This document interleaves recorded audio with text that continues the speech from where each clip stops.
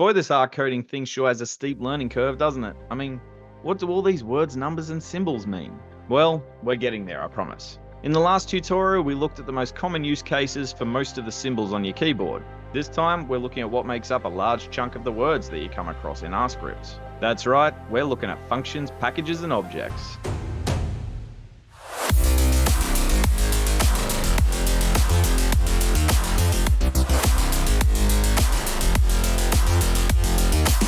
Welcome to the Skullywag Lab. I'm Dr. Rex. In this set of tutorials, I'm presenting a bare-bones introduction to the basic fundamentals of R coding. We previously covered the most common use cases of symbols. Now let's look at what the words mean. These are most often associated with functions, packages, or objects. So let's get into it.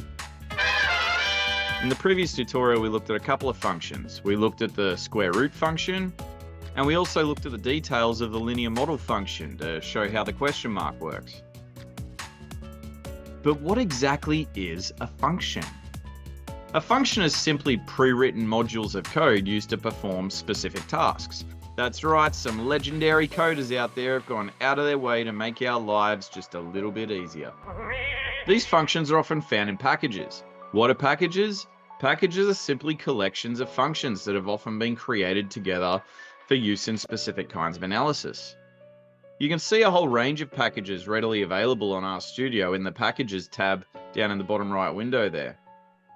These can be contributed packages made by external parties, or they can be base packages that are automatically installed with R. We'll focus on the base packages at the moment, including base and stats. Now we can look over any installed package with the library function, and inside the brackets typing help equals and the name of the package. This returns the complete list of functions available in that package in a new window. However, we can also find the same information in the help window by typing the name of the package in the text box. And this will open a link to the index of all the functions in that package, which can then be clicked on to explore further information. Here's one you might find familiar. Unlike stats and base, most R packages are not automatically loaded, because this saves on memory. But they can be loaded using the library function. So let's do this for a package I use all the time in shape analysis, geomorph. You can see in the output that this doesn't necessarily just load the package that you're after, but it'll sometimes also load other packages that current package depends on to perform some or all of its functions. In the case of geomorph, this also includes packages RRPP, RGL, and matrix. Rex? Yes, sir. Where do you find these packages anyway? Well, there's a few answers to this. Firstly, if you're interested in doing the same kinds of analyses that you see being done in your own field of research, you can go straight to the source. I'll show you an example from one of my own papers where we use shape analysis to look at macaque skulls. You want to scroll straight to the methods section. Specifically, we're looking for the part of the methods that describes the coding and analysis. Straight away, you can see that the geomorph package was used, and some papers will also list the specific functions used in the analysis, like the estimate missing function you can see here, or the GPA-GEN function. So then back in RStudio, we can go to the Packages tab and hit the Install button. Type in the package name and see if it pops up. If it does, hit Install.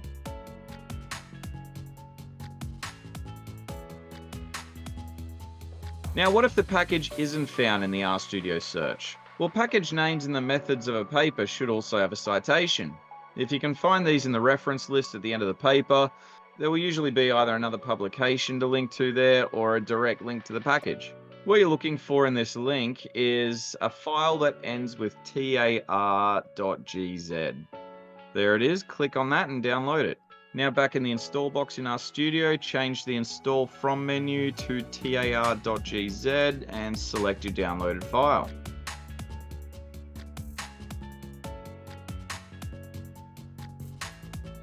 Other places to find packages include the CRAN, or Comprehensive R Archive Network.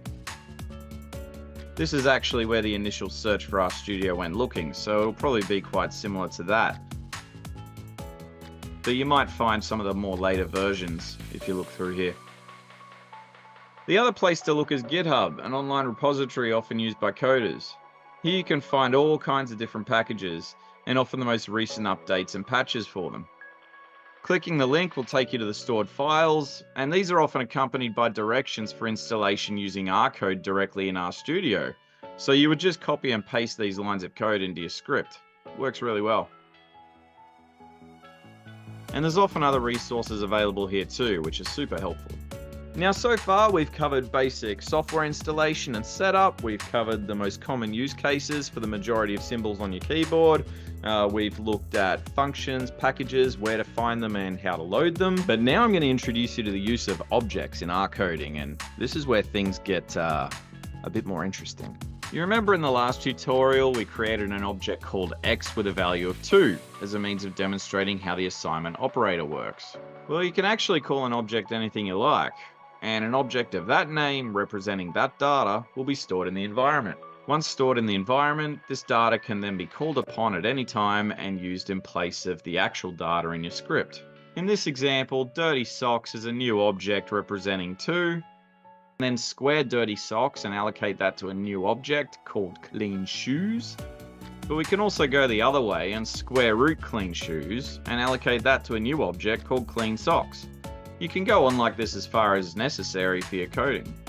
So let's look at this using some real data. You can explore different data sets freely available on R by typing data with empty parentheses. As you can see, there's a ton of these you can play with to hone your skills. Let's bring in the cars data set.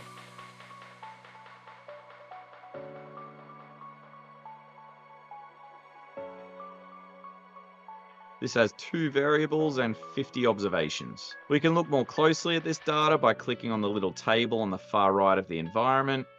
Here we can see the 2 variables are speed and distance. If we type cars into the help window, we can learn what these mean.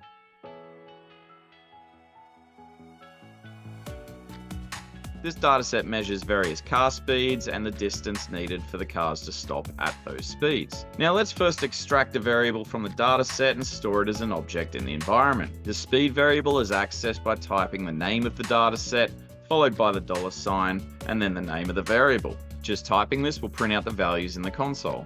Okay, so let's call this new object, well, anything we want. Let's go with Lightning McQueen.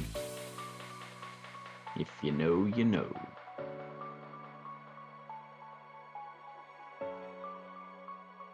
And Lightning McQueen has now been stored in the environment, representing the speed variable. We can now do anything we want with this object, the same way we might do with the plain numbers in the manuscript. For example, we can square the object to square all the values that it represents. Let's store this data as a new object. We'll call it Sally.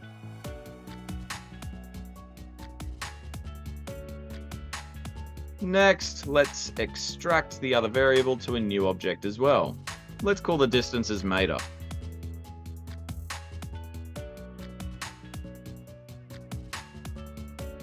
Finally, let's make a quick plot using these objects.